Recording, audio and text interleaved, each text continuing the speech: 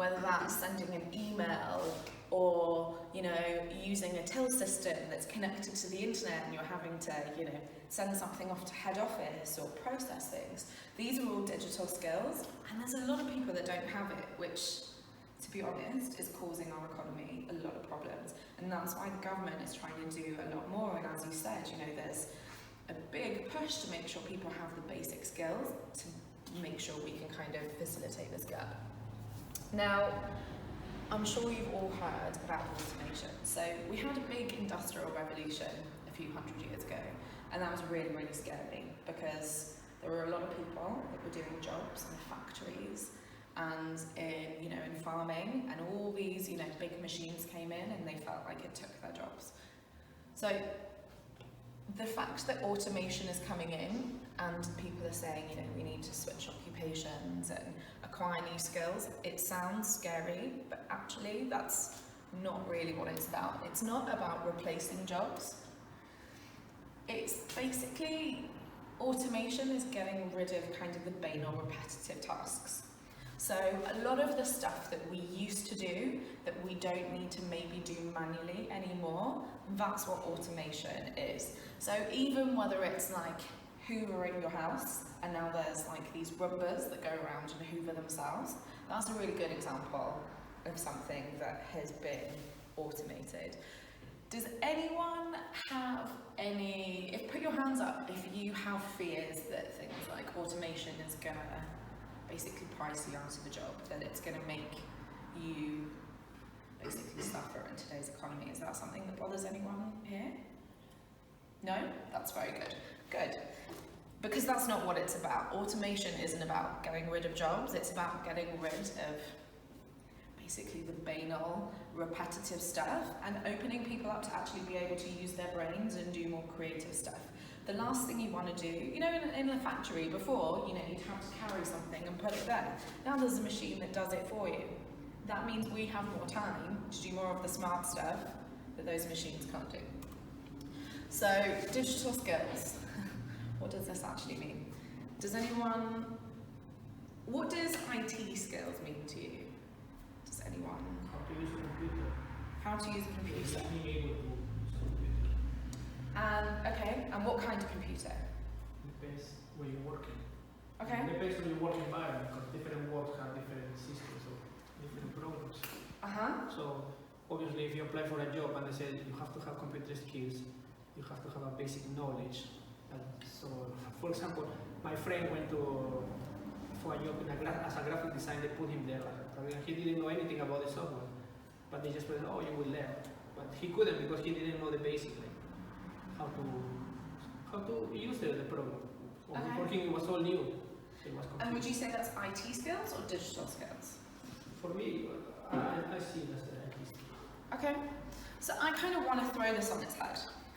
In my head, for me, IT skills is more when you're dealing with, can you remember sort of maybe 15 years ago? Now, pretty much everyone's using laptops. Nobody has these physical PCs.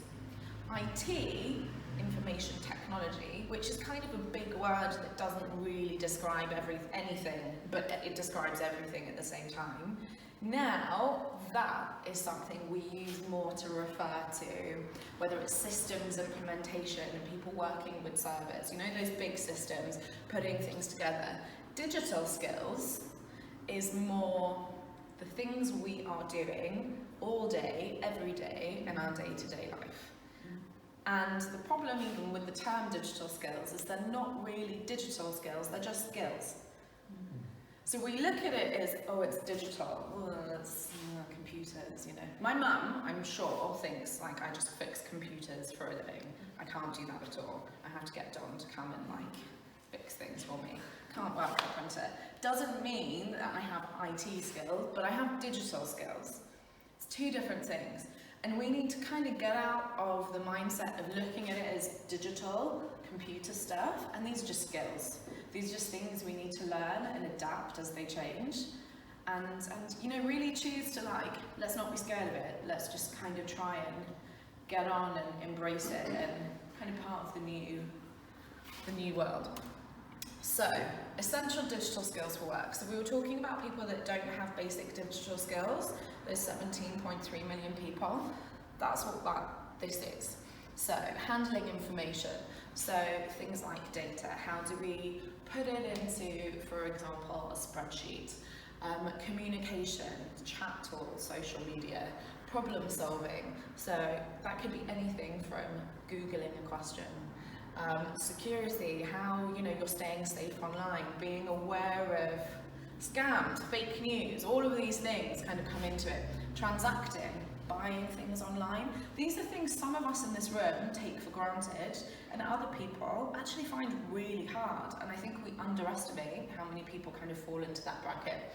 And then you've got more specialised skills, more technical skills, skills that I think we perceive as IT, but actually all of this other stuff is digital, and these are just the day-to-day things that we're learning and having to get on with in our lives.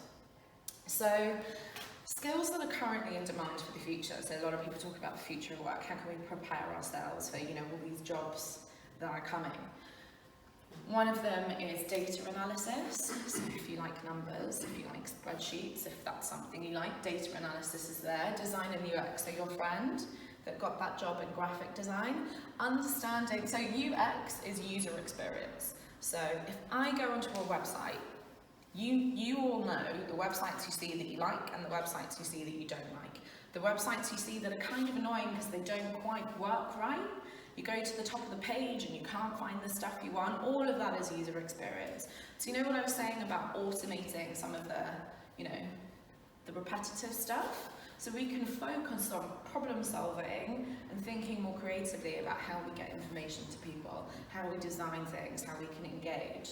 Then you've got coding and programming, which I think these days, if you think about IT or digital, a lot of people think digital skills is just this bit, a bunch of nerds on a computer typing.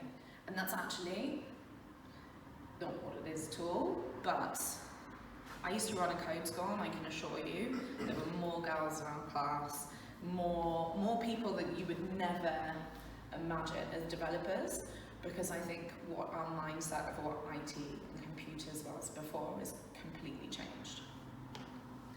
So, transferable skills for the future. We talked about future skills just now, which are a little bit more technical, but as things become automated, it's not like everyone just has to learn technical skills and everyone's going to have to be a programmer, otherwise they can't have jobs. Not that at all.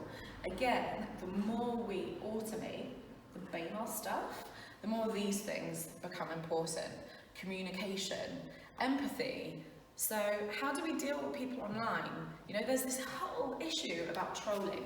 People are getting online and they feel like they're safe behind this wall. How do we continue to communicate empathetically in this new world where we're maybe not engaging face-to-face, and that we can educate people how to deal with people on the other end of a computer screen? Integrated thinking, reasoning, judgment. All of these things are things that we do every day, and we need to get out of our head that this is all IT and skills. It's actually all just skills, and this is kind of what I want to get across to everyone. So, what was the last digital skill you taught yourself? Does anyone have? Yeah? I taught myself how to edit on an iPhone. Awesome. What were you editing? Just like random clips, because I'm a content creator. Okay. Area, so just like to just mash up different sort of clips and put them in one. Awesome. That's definitely a digital skill. The last digital skill I taught myself was also how to make a GIF. Because everyone's sharing all these funny memes, and I had all these videos that I kind of wanted to make into like a funny picture and send to my friends. So I had to, get on Google how to make a GIF and taught myself how to do it. That's exactly. Anybody else? Yeah? How to, because I was working with him actually, so how to export videos for Instagram. I'd like to know how you did that. Yeah, I basically... We're going to have to pick this up afterwards. But exactly, there's so many things that we're like, I need to do X.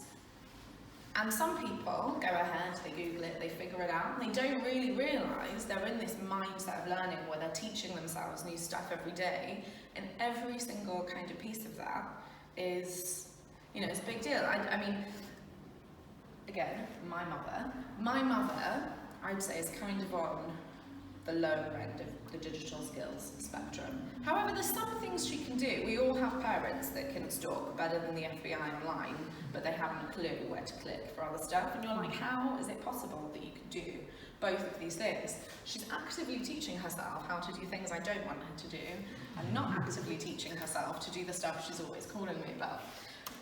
So, a third of internet users have not improved their digital skills in the past year. Why do you guys think that is?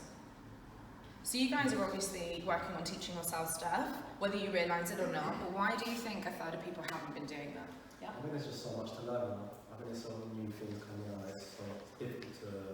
It's overwhelming, right? Yeah? There's always somebody else who knows how to do it, it's just that's it not to. Sometimes you're comfortable with the software you're using, and you know, you think, sometimes you think there's a new program you have to do, it's different, like radically different, but So usually it's like kind of the same. So you don't want to learn because you're satisfied with what you've got? Like you can do things with yourself, with your software, with the software that you learn, so why learn a new one? If it's not like particularly necessary or like important. Mm-hmm. But like I meet lots of my friends, I tell them, look, the new version came out, and they say, but I'm comfortable because it's gonna take time, it's time consuming. Yeah. I'm gonna have to dedicate time, and I barely have time to work and then go with my family. So. How many times has Facebook updated its interface and it's just been really annoying? You can't figure out where stuff is, you just wish you could go back to the old version and not deal with all this new stuff. Yeah. Totally. Especially with the birthdays. Totally. I think a lot of the content producers or people behind the software, they make sure that they try to make it user friendly. So they take away the need for people to actually go out the way to learn new skills. So it makes it a lot more easier for the users to be a little bit more... To be more relaxed about it. Yeah. Mm-hmm. Because frankly they don't have to, because a lot of people with the internet, it's just the Twitter, Snapchat, YouTube machine, and as long as they're, you don't really need to know too much about the nuts and bolts of it. So, interestingly, the thing that you guys said, whilst I totally get what you mean, what you haven't realised is they are still teaching themselves digital skills. So the fact that they're going on YouTube and they don't need to know the bad spots. We don't need to be programmers to be digital. I'm not a programmer. I've been working in tech for 10 years. I don't know how to code. I mean, I don't need to, because I'm digitally competent enough to do all the other stuff. Not every job in tech or in digital is IT. And the bit about, you know, companies make it easy for you to use, that's good, because if they make it easy for you to use, you don't realise that you're learning as you go along. It doesn't mean that you're not learning anything, it just means it becomes a more natural learning experience. And so I think we need to start questioning how we're looking at learning, that learning has to be hard, and actually just by doing things, we're getting there. So funnily enough, the biggest search term in YouTube starts with how to, or how do I. YouTube is the platform you go to learn how to do stuff. Amazon is the place you go to buy stuff.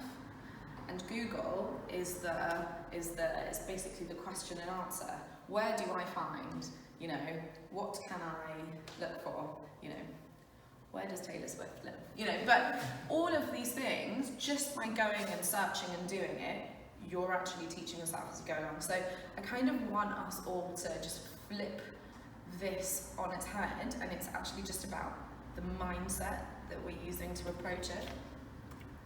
So, what is the trigger or motivation to improve digital skills? So this is a report Lloyd's did, and there's lots of different steps.